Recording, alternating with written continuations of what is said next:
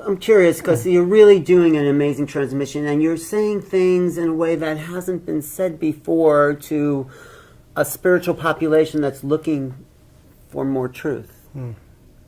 Where do you go? What's happened to you? What's your secret? How did this form, energy come into being that's transmitting? It's a very interesting question. When I was about 6 years old, I had my first awakening experience, and I've had awakening experiences at age 6, age 8, throughout my life. And each and every time I've had these awakening experiences, it's changed everything about who I am, to the point where what I transmit energetically now resides in this body as a permanent state of like a living meditation or a samadhi. So for me, it's about being a fully embodied transmission of consciousness. And whenever one goes through the process of, awakening or the initiation process to become a fully embodied expression of spirit, one of the signposts of a really embodied being is that they bring with them brand new teachings or a flavor that has never been heard before. So part of what I bring forth is a new flavor of consciousness as a celebration of the journey that I've gone through over the last 30 some odd years. I love that it's a celebration. But are you in that state now, or is it just like when you're going into talks, or are you embodying it like 24 hours? It's a 24-hour day embodiment. It used to be something where I would go in front of an audience and it would come through like an opening. And then as I went through this process of expansion and the falling away of personal will and all these different stages of consciousness, it now is a fully embodied state of being to where who I am on stage, who I am with you, who I am when no one's looking, is the same transmission of energy. This is so important because it doesn't happen in the workshops. It happens in between the workshops. That's right. So was there a point where you fully embodied, where you you were doing it in the transmissions and the talks, and was there a moment where it just clicked? A few moments where it clicks.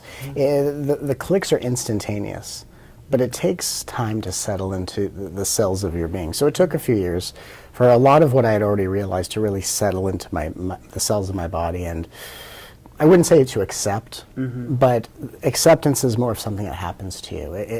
There's a cellular acceptance where you just feel like you are a computer downloading new software, and there's a point where the downloading is complete, it's fully integrated, and you start to be able to access it. So I would say that there were times when I started to realize how integrated it was. It wasn't anything I did personally other than go through the process.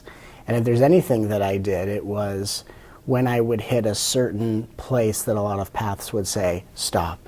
Like you're complete. Like what would they say? What in the past? What would they say that you're complete? And when you hit which level? I'd have a realization, like I am the entire universe, and they'd say, "Good, stop right there." And so when people would say stop, I wanted to keep going. That's the old paradigm. Okay, I'm the universe. Let's have lunch. Yeah, big deal. But you would say no. There's more. Keep going. Something inside of me said, "That's wonderful." But that's going to be the next thing I wake up out of, meaning it's not untrue. It's just to say that's something that I grab onto and I walk around, and that becomes what I, share with people. That's a position, that's a perspective. It's wonderful, but something inside of me says that's wonderful. Take that with you, and keep going. And so what I would see is that everything that I would realize very shortly after would be the next thing I'd wake up out of. Great. This is the new paradigm. That's why the old paradigms, they just took us that far. Okay, I'm the universe, great.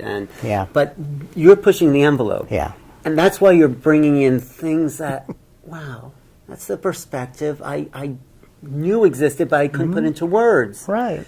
Is there no end to the envelope that you're pushing? Yes. There's no end. No you end. are just, No end. So the realization, it's not about satisfaction. It's like, I know there's more. Always.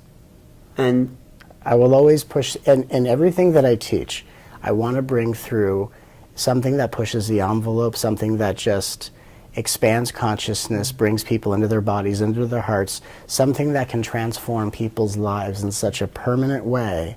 And then the next time it's my turn, then it's like, okay, we are now going to take this to the next level, because there are infinite levels of consciousness, infinite realms of light. So just when you push the envelope and you bring forth something that people go, oh my God, you can then do that again and again and again. And in my position, what I represent is not just the ever-beingness of the universe, but the ever-expansion of that beingness to where every time we come together, we can take it from where it was to something we've never even imagined, and we can always do that time and time again. And that's really the excitement of exploration. That actually enlightens my cellular vibration. Just hearing that in, taking it in, feeling it, it changes everything. It does. Because there's no end game. Yeah. There's no end point. The end point is the promise of what you've been taught or you told yourself, well, when I get to this end point, this is what I'm going to get out of it. Instead of, it's great, whatever we experience, but what becomes the end point realization in one breath is but another beginning in the next. So I think what's really important is that when we're exploring consciousness in a powerful way, we have to have the right mentality. Like the right attitude.